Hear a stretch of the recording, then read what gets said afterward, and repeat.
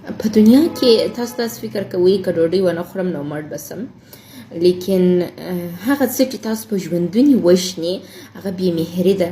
هغه دا دی چې یو څوک ستا سره مینه ونه لري، هغه دا دی چې ته د مینې احساس ونه کړې، هغه دا دی چې یو څوک ستا تعریف ونه کړي.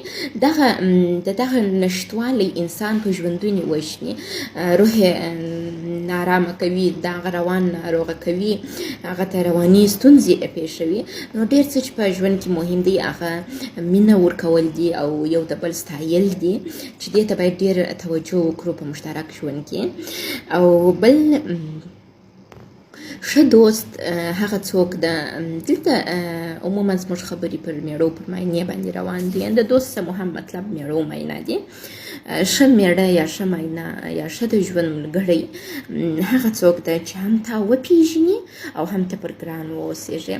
مثلا هغه ستا په ټولو غلطیانو خبر یې، بیا هم ته پر ګران یې، یعنې ستا ګذشته هغه ته مهم نه یې، ستا حال ورته مهم یې، ته اوس ورته مهم یې. دا هغه څه دي چې د انسان څه یو قوي انسان جوړوي او انسان دې ته هڅوي چې وکولای سي امید ولري د یو ښه ژوند. نو دغه بخش کې تاسو توجه مو غواړم تر څو یو بل ته مینه ورکړئ. تر ډوډۍ هم مینه مهمه ده. خیر دې ډوډۍ یوه ورځ مه خورئ، لیکن مینه ورکړئ، ښه الفاظ وکاروئ، وستایئ یو بل. نو بیا به تاسو یو کامیابه رابطه لرئ او رابطه به مو هېڅ وخت د مشکلاتو سره نه مخ کېږي.